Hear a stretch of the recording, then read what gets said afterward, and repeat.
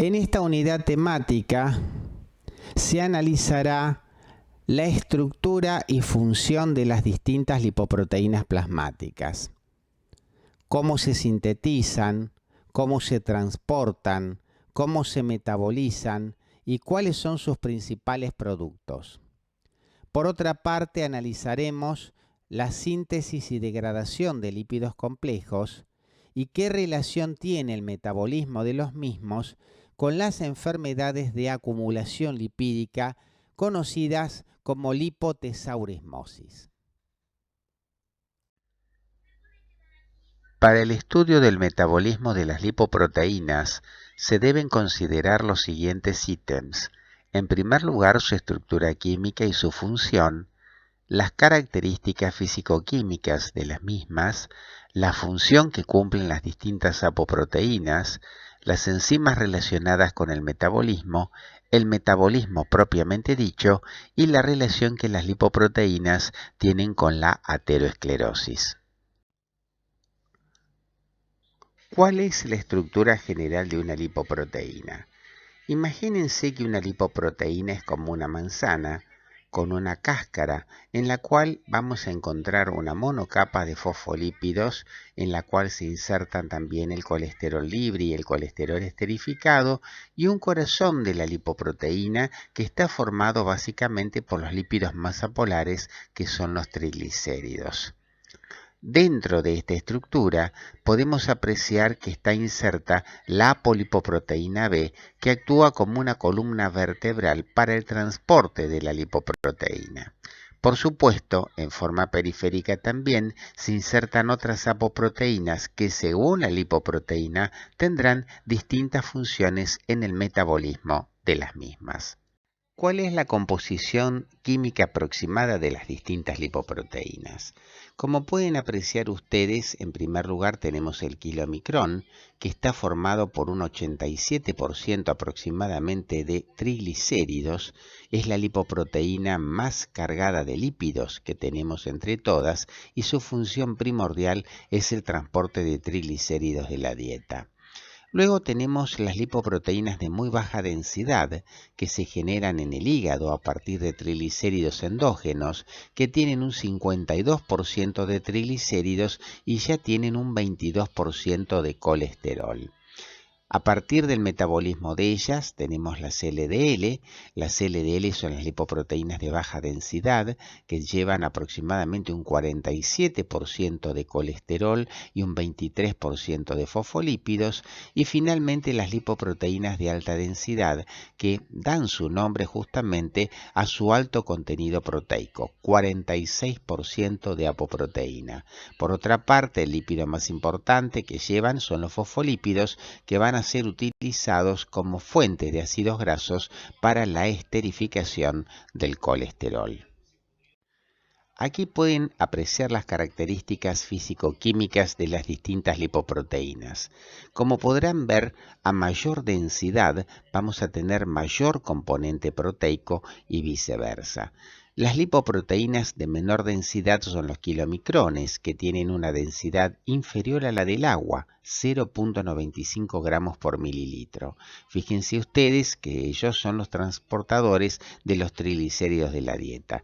Y a partir de allí tenemos las VLDL, que transportan triglicéridos endógenos, las lipoproteínas de densidad intermedia que surgen del metabolismo de las VLDL que ya llevan colesterol esterificado, las LDL que también llevan colesterol esterificado y ya las descriptas HDL que son ricas en proteínas pero también en fosfolípidos que como dijimos son utilizados como fuentes de ácidos grasos para esterificar al colesterol. ¿Qué funciones cumplen las apoproteínas? Hay distintos tipos de apoproteínas, por ejemplo la ApoA1 que está presente en las HDLs, que son las activadoras de la lecitin-colesterol aciltransferasa, la enzima responsable en plasma de la esterificación del colesterol libre. La ApoA2 también se encuentra presente en kilomicrón y HDLs y forma puentes disulfuro con las ApoE2 y ApoE3 e inhibe su función, o su unión, mejor dicho, al receptor de lipoproteínas. Y finalmente las ApoA4 que están presentes en kilomicrón y HDL y participan en la transferencia de distintas apoproteínas. Otras apoproteínas importantes, la ApoB48 que está presente en el kilomicrón y que se sintetiza en el intestino, la ApoB100 que está presente en las VLDL, IDL y LDL y constituye ligando para el receptor LDL, la ApoC1 que está presente en todas activando la lecitincolesterol aciltransferasa y la lipoproteína lipasa, la ApoC2 que está presente en las VLDL, IDL, HDL y kilomicrón, activadora de la misma lipoproteína lipasa, o la ApoC3 que se encuentra en kilomicrones, VLDL y HDL, que inhibe la lipoproteína lipasa y la captación hepática de kilomicrones. Finalmente tenemos a la apoproteína D, que está presente en las HDL y que actúa como una proteína de transferencia lipídica, la ApoE, que está en todas y que actúa como ligando para el receptor en el hígado y para el receptor de LDL, y la lipoproteína A, que es moduladora de procesos de fibrinólisis. Las principales apoproteínas que ustedes deben recordar son la ApoA1, que está presente en las HDL y kilomicrón, la ApoB100, que es la apoproteína estructural de LDL, VLDL e IDL, la ApoB48, que está presente en el kilomicrón y en el kilomicrón remanente, la ApoC2, presentes en la VLDL, HDL y kilomicrón, la ApoD en las HDL y la ApoE, que está presente en todas las lipoproteínas, como ya habíamos dicho.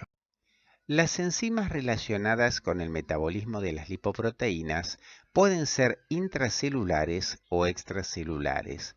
Dentro de las intracelulares tenemos a la HMG-CoA reductasa, que es la enzima regulatoria de la síntesis del colesterol. También se encuentra la CAT, encargada del depósito del mismo dentro de las células, que es la abreviatura de acilcolesterol aciltransferasa. Dentro de enzimas extracelulares podemos mencionar a la proteína de transferencia de ésteres de colesterol, la proteína de transferencia de fosfolípidos, la lipoproteína lipasa, la lipasa hepática, la lecitincolesterol aciltransferasa, la paraoxonasa esterasa A y el factor activador de plaquetas acetilhidrolasa, entre otras. La hidroximetilglutaryl-CoA reductasa es la enzima que cataliza la reacción reguladora de la síntesis del colesterol. Es una enzima del retículo endoplásmico liso que asegura la velocidad de la síntesis del colesterol transformando el beta-hidroximetilglutaryl-CoA en mevalonato con la entrada de dos coenzimas reducidas, NAT-fosfato reducido, provenientes de la vía de las pentosas y pérdida de coenzima A. Su actividad disminuye por el aporte de colesterol esterificado por las LDL, es el punto de acción de las estatinas, que son medicamentos hipolipemiantes utilizados en el tratamiento de las hipercolesterolemias, y además en el hipotiroidismo la actividad enzimática está sensiblemente aumentada, de allí que habitualmente curse con hipercolesterolemia, ya que la hormona tiroidea estimula a la quinasa que fosforila a la enzima, inactivándola. Acilcolesterol aciltransferasa. El colesterol de la dieta es esterificado por esta enzima. Fíjense que el colesterol libre se une a un ácido graso activado con coenzima A, formándose el colesterol esterificado que va a ser mandado a los depósitos celulares. La acilcolesterol aciltransferasa o ACAT tiene dos isoenzimas. La 1 que se encuentra en los macrófagos, adrenales y la piel, que promueve la formación de células espumosas.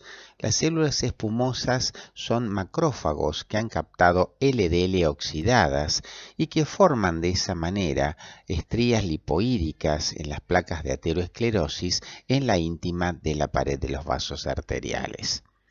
La isoenzima 2 se encuentra en el intestino y en el hígado, donde el colesterol esterificado es utilizado para la síntesis de lipoproteínas. Con respecto a la regulación que tiene la ASACAT, la CAT2, por ejemplo, regula la absorción intestinal del colesterol de la dieta y su actividad es regulada por el colesterol proveniente de la LDL. El colesterol esterificado, por su parte, puede depositarse como reserva para esteroidogénesis o bien incorporarse a la formación de lipoproteínas intestinales. La proteína de transferencia de ésteres de colesterol se sintetiza en el hígado y circula en el plasma asociada a las HDL. Interviene en el intercambio de ésteres de colesterol de las HDL con los triglicéridos de los kilomicrones o de las VLDL, y de allí las relaciones inversas que existen entre las concentraciones plasmáticas de HDL y la de los triglicéridos. La proteína de transferencia de los fosfolípidos se sintetiza en el hígado y en el pulmón y es fuente de lípidos para las partículas en formación. La lipoproteína lipasa es una glucoproteína anclada al endotelio capilar de los tejidos extrahepáticos por un heparinoide, conocido también esta enzima como factor clarificante del plasma. Hidroliza los triglicéridos de kilomicrón y VLDL en los carbonos 1 y 3 y además tiene acción fosfolipásica sobre la capa externa de la lipoproteína. Es activada por la ApoC2 e inducida por la insulina. La enzima, además de su acción fosfolipásica, tiene la capacidad de actuar sobre los carbonos 1 y 3 de los triglicéridos, liberando un 2-monoacilglicérido y 2 ácidos grasos libres. Estos triglicéridos se encuentran presentes en las VLDL y el kilomicrón, y la enzima en sí está situada en el endotelio capilar de los tejidos extrahepáticos.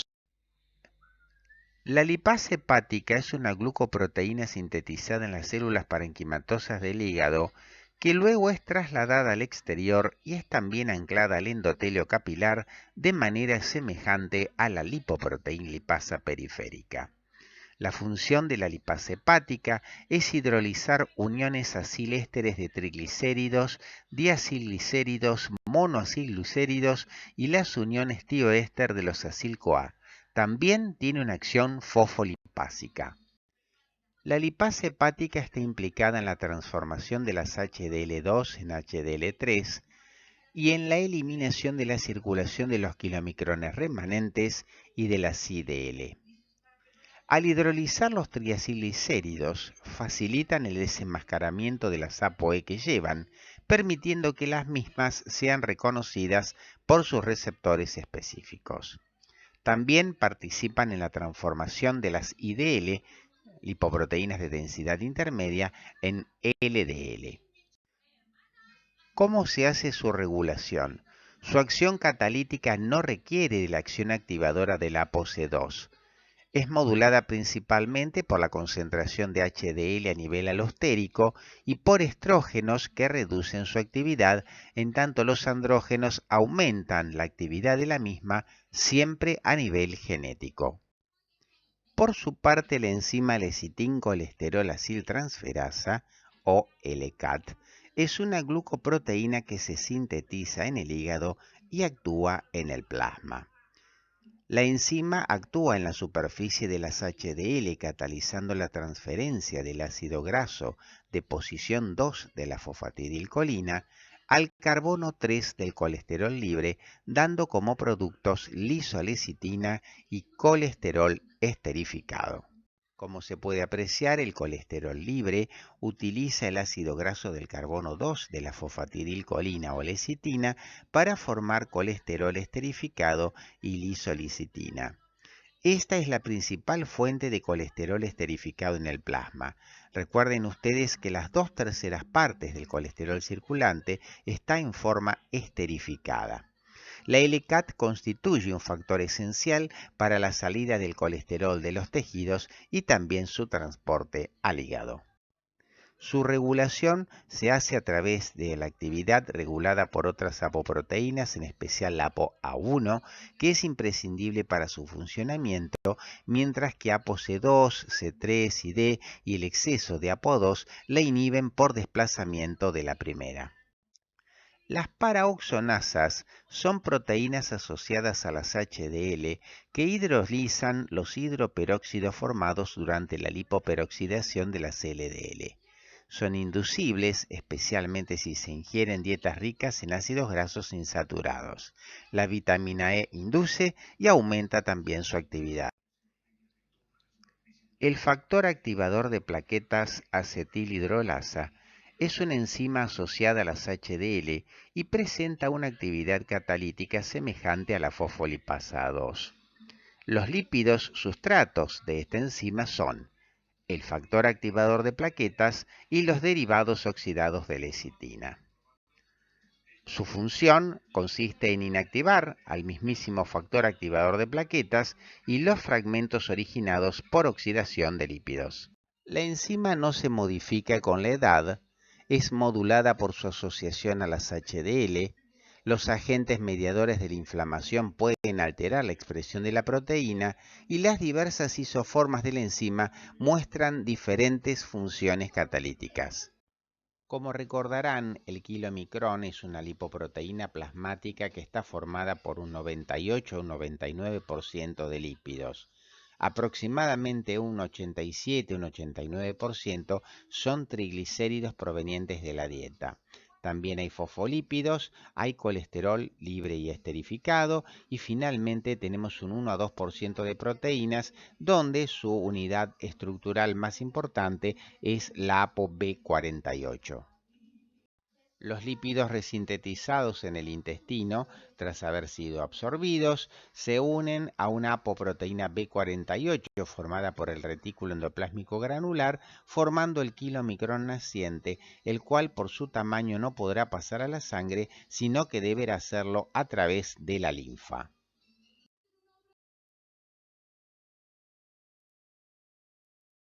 Los kilomicrones nacientes poseen ApoB48, que es la apoproteína fundamental, ApoA1, 2 y 4, y carecen de ApoC y E que recibirán de las HDL una vez que estén en la sangre. Los kilomicrones nacientes son liberados a los vasos linfáticos intestinales y de allí, por circulación linfática, llegarán al conducto torácico donde pasarán a la sangre. Estos kilomicrones nacientes, una vez que están en la sangre, recibirán prestadas dos apoproteínas, la ApoC y la ApoE, para conformar lo que se llama el kilomicrón maduro. Gracias a la ApoC, específicamente la ApoC2, se activará la enzima lipoproteína lipasa, que es una enzima que está adherida al endotelio capilar de los tejidos extrahepáticos.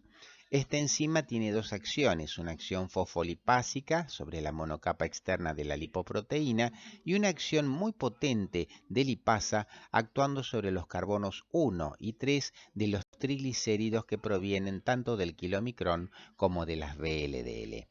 El resultado es la hidrólisis de los triglicéridos, la asimilación de los ácidos grasos por los tejidos extrahepáticos y la obtención de una lipoproteína más pequeña, pobre en triglicéridos, que es el kilomicrón remanente.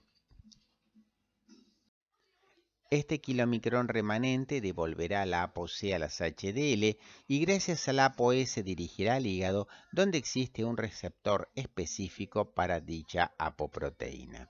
Una vez que está en el hígado, el contenido será liberado y será degradado finalmente por los lisosomas para la obtención de los distintos lípidos provenientes de la dieta, como ya habíamos hablado.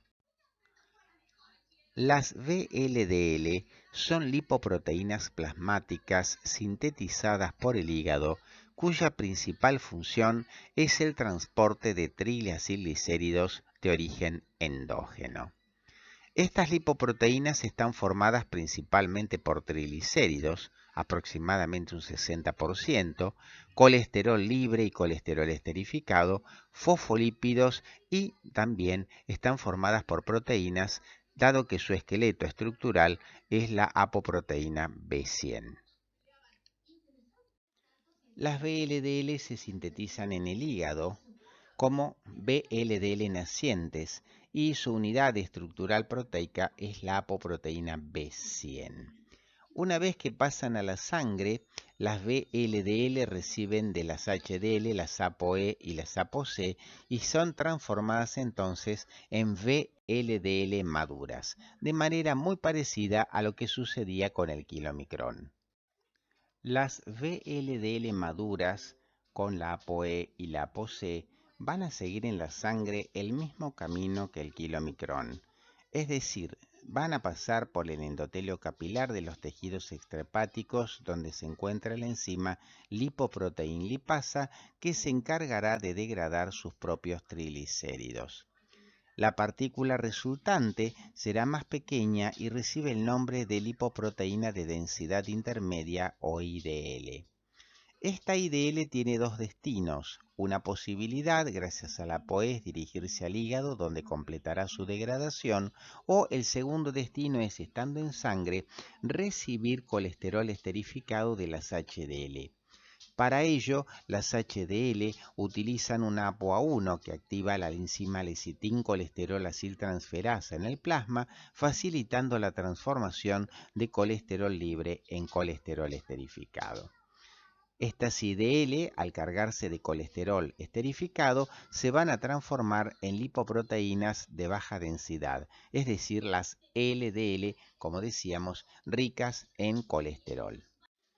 Como vimos, las VLDL son precursores básicos de las LDL. Se han descrito básicamente dos subclases. Las VLDL1 con un coeficiente de flotación entre 60 y 400 unidades Rydberg y las VLDL2 con un coeficiente de sedimentación de 20 a 60 unidades Rydberg. La VLDL1 se caracteriza por tener un alto contenido en lípidos, especialmente triglicéridos. Como vimos, las IDL pueden ser reconocidas por el hígado y eliminadas por la circulación. Así todo, algunas IDL pueden escapar de esta eliminación y donar sus ApoE y C, triglicéridos y colesterol a los tejidos, convirtiéndose entonces en partículas de mayor densidad. La proteína de transferencia de colesterol esterificado se encarga de llevar ésteres de colesterol desde las HDL a las lipoproteínas que contienen ApoB, desde donde son removidas del plasma junto con la partícula lipoproteica, ya sea VLDL o LDL.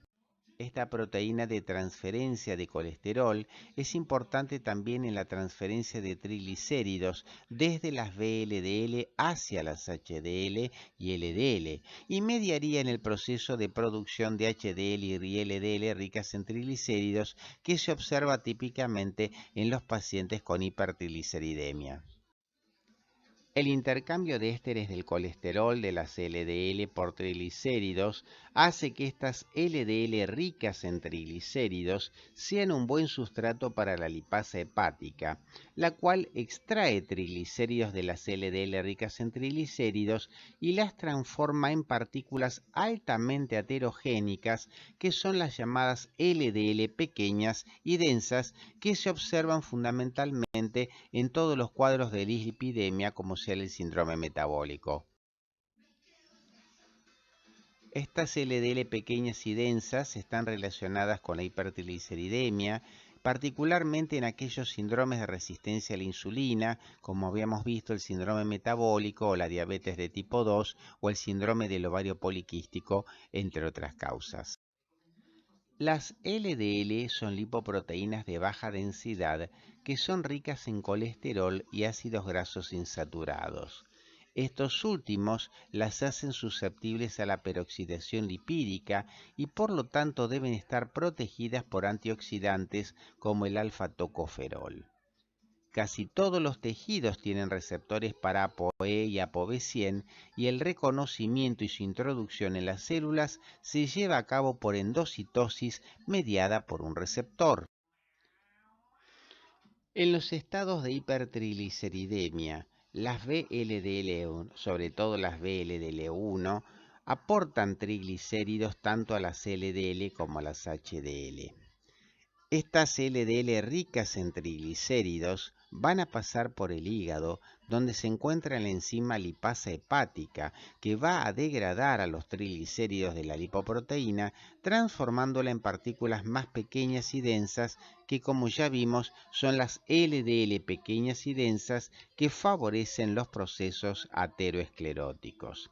Por otro lado, también las HDL ricas en triglicéridos van a pasar por la lipasa hepática y van a terminar de ser degradadas. Por ese motivo, en las hipertrigliceridemias es muy común observar valores altos de triglicéridos, pero con valores bajos de HDL y con un alto nivel de partículas pequeñas y densas como las LDL.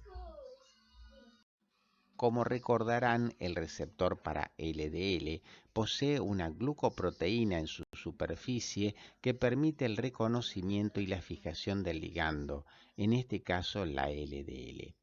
Formado el complejo receptor-ligando, este se endocita y dentro del endosoma se produce la separación del receptor, que será reciclado, y del contenido que ha sido absorbido, en este caso la lipoproteína. Esta nueva partícula recibe el nombre de compartimiento de separación receptor-ligando, que migrará hacia el lisosoma de la célula, donde se completará la degradación de la lipoproteína y, antes que esto suceda, el reciclaje del receptor correspondiente. Las HDL o lipoproteínas de alta densidad deben su nombre a su alto contenido en proteínas. Por un lado, estas lipoproteínas contienen un porcentaje de alrededor de un 40% de proteínas y están formadas también por fosfolípidos 30%, colesterol un 25%, triglicéridos aproximadamente un 5%. Es importante destacar que estas lipoproteínas de alta densidad se van a sintetizar en dos tejidos, que son el hígado y el intestino.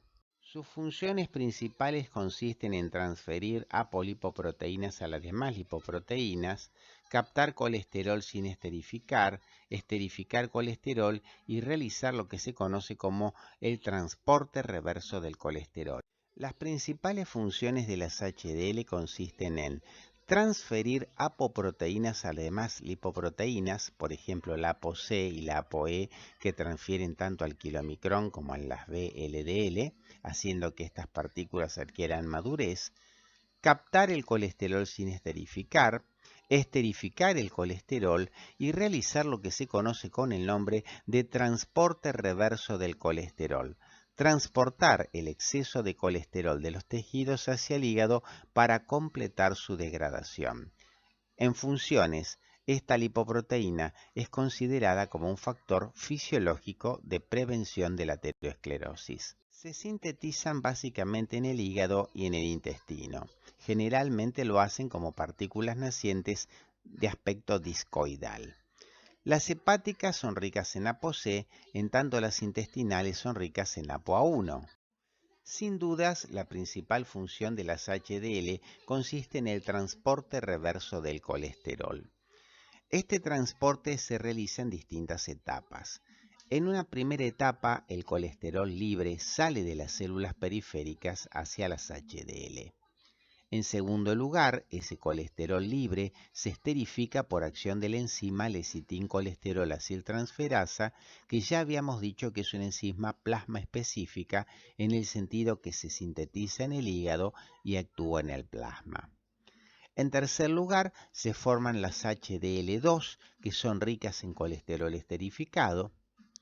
En cuarto lugar, el hígado y las células esteroidogénicas fijan HDL2 a través de un receptor llamado SRB1 que capta el colesterol sin mediar endocitosis.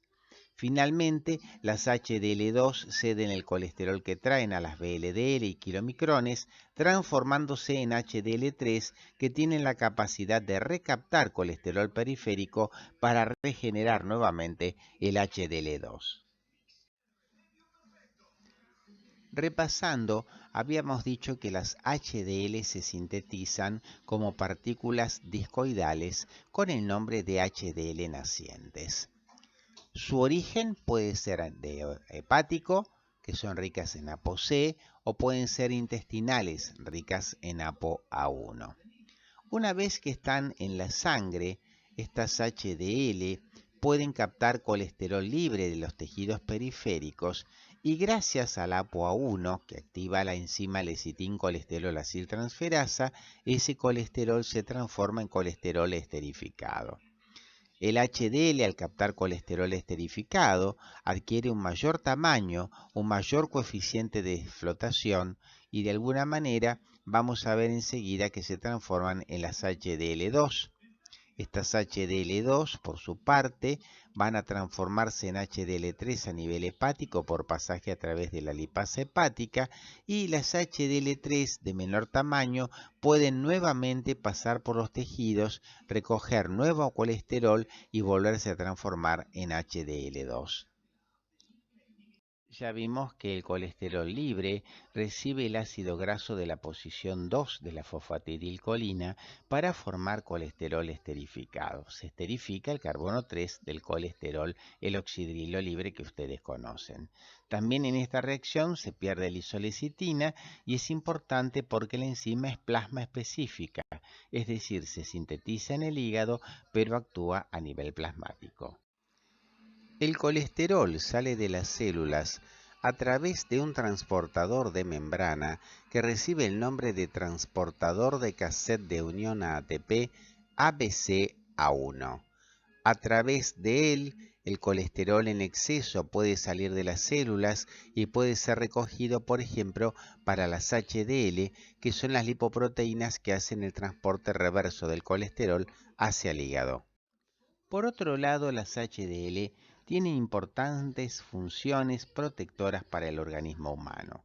Por un lado, proporcionan el colesterol necesario para restituir el anclaje a membranas de la óxido nítrico sintetasa, enzima que genera óxido nítrico, que es un potente vasodilatador.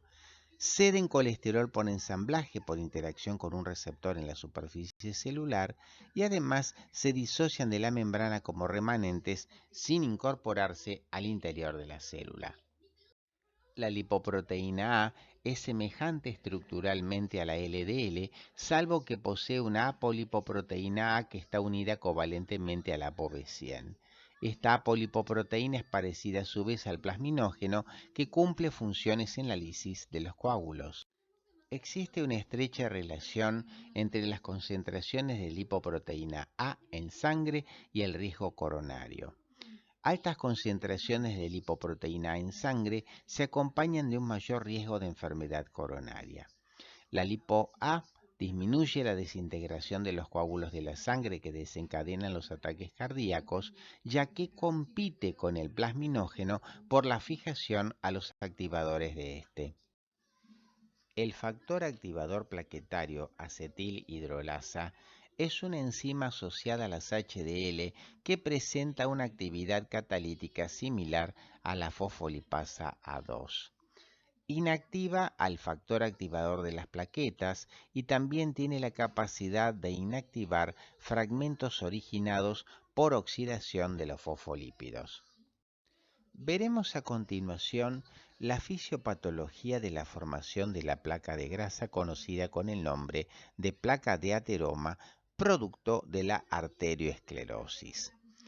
¿Qué es la arterioesclerosis? La arterioesclerosis es un término genérico que engloba el engrosamiento y la pérdida de elasticidad de las paredes arteriales. El patrón más frecuente e importante que se observa es la ateroesclerosis. Este proceso de ateroesclerosis se caracteriza por la aparición de lesiones de la íntima, denominadas ateromas, que sobresalen en las luces vasculares y las obstruyen, debilitan la capa media subyacente y pueden llegar a generar graves complicaciones. La ateroesclerosis afecta principalmente arterias elásticas como la aorta, carótidas e ilíacas, y las arterias musculares de gran y mediano calibre como las coronarias y las popliteas.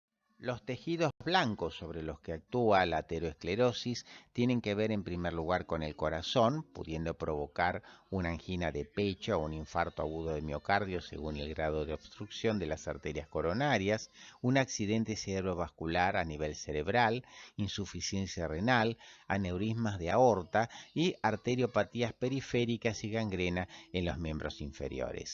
La ateroesclerosis fisiopatológicamente depende de la interacción de 5 factores involucrados: la alteración del flujo sanguíneo, que de laminar se hace turbulento, la concentración de LDL, la actividad de las plaquetas, la actividad del sistema monocito macrófago y por último la interacción que tienen con el endotelio capilar cada uno de estos factores.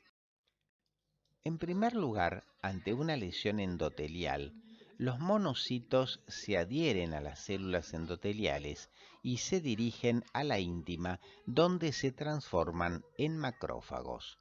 Ante una hipercolesterolemia, el exceso de LDL es fagocitado por los macrófagos y oxidado por la presencia de radicales libres. Es así que los macrófagos se transforman en células espumosas, que son de alguna manera el paso inicial para la formación de la placa de ateroma. Cuando existe un aumento en la concentración de LDL, estas lipoproteínas son captadas por los macrófagos. Dentro de los macrófagos, las LDL se oxidan, se internalizan y permiten la formación de las células espumosas. Además, son capaces de liberar factores proteicos quimiotácticos para nuevos monocitos que así crean un círculo vicioso, captando cada vez más y más lípidos y formando cada vez más células espumosas. Dentro de los macrófagos, la oxidación de las LDL es el evento primario principal para llevar a la formación de las mismísimas células espumosas. Se describió inicialmente en macrófagos un receptor alternativo para las LDL. Estos receptores se denominan depuradores o scavengers por su amplia diversidad de unión a ligandos. Los más importantes son los de clase A, cuyos ligandos son las LDL oxidadas, las LDL acetiladas y los productos de glicación avanzada que aparecen en la diabetes mellitus. Los receptores depuradores son inespecíficos, no están regulados y captan a las LDL modificadas u oxidadas. Por su parte, los receptores de alta afinidad para las LDL se inhiben cuando la célula cuenta con cantidad suficiente de colesterol. Las células espumosas se van acumulando y liberan factores de crecimiento y citoquinas que estimulan la migración de células del músculo liso desde la capa media hacia la íntima. Allí proliferan, producen fibras colágenas y captan lípidos transformándose en nuevas células espumosas que así perpetúan el proceso. En un momento dado, las células espumosas, cargadas de material oxidado, fundamentalmente LDL oxidadas y radicales libres, terminan estallando, liberando hacia el endotelio de alguna manera radicales libres que van a ejercer una acción tóxica, provocando la disminución de la liberación de óxido nítrico y aumentando la producción de endotelinas, que es un proceso que lleva a la vasoconstricción local. Por otro lado, será de alguna manera el daño endotelial el lugar de llegada de plaquetas que alterarán de alguna manera también la circulación sanguínea, alterando el flujo laminar y haciéndolo turbulento, con lo cual se agrega otro factor más a la fisiopatología de la formación de la placa de ateroma. A modo de ejercicio práctico, les dejamos un caso clínico. Vanessa tiene 34 años de edad, es obesa, fuma un atado de cigarrillos por día, trabaja en una oficina comercial 9 horas diarias y concurre al consultorio de un médico clínico para un examen de salud. En el examen físico la paciente pesa 84 kilos 500, mide 1,62 de altura, su índice de masa corporal, que es la relación de dividir el peso sobre la talla al cuadrado, es de 32,2 para un valor normal de hasta 25 y su presión arterial se encuentra elevada. En los exámenes de laboratorio se apresta un colesterol muy aumentado, 242 miligramos por decilitro, HDL disminuidas, 35 miligramos por decilitro, LDL aumentada, 165 miligramos por decilitro, y triglicéridos también elevados de 220 miligramos por decilitro. Nos interesaría saber qué es un factor de riesgo cardiovascular. Mencionen 3 factores que posea esta paciente para tener alto riesgo cardiovascular, qué es el índice de masa corporal ya descrito, cómo se calcula, qué opinan ustedes de los valores de triglicéridos, HDL y LDL de la paciente, justifiquen repasando el metabolismo de las mismas y qué alimentos ustedes proscribirían para que de alguna manera la vida de Vanessa pueda ser más saludable.